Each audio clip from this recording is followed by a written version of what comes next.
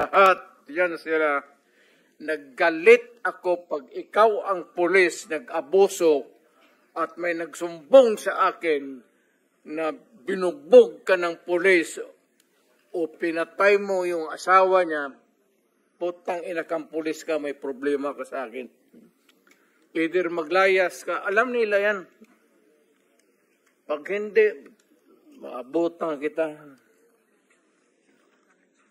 Mr. Chair, just to add to the statement of President Duterte, yung sinasabi niya na pera, amount na ganito, ang may understanding to that is kasama yan sa fear factor na gusto niyang i-inject doon sa mga kriminal.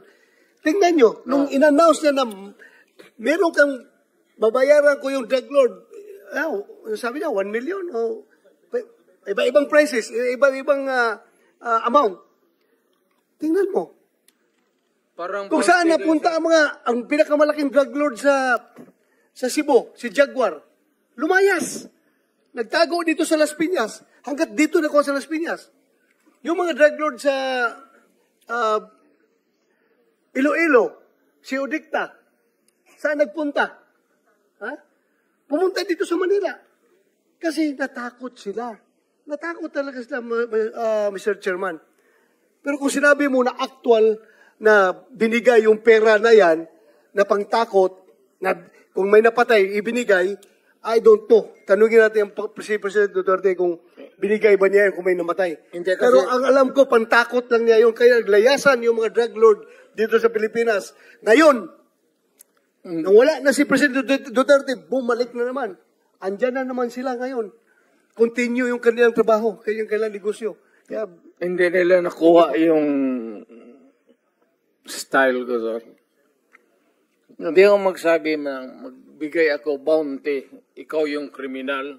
Criminal ay 50,000. Sabihin ko, ang pulis ang bigyan ko, 50,000, sigurado mahulihan ko. Kung sabihin mo lang 50,000 doon, wala. Pero sabihin mo, ibigay mo yung 50,000, no? Hanapin mo. Pag lumaban, patayin mo.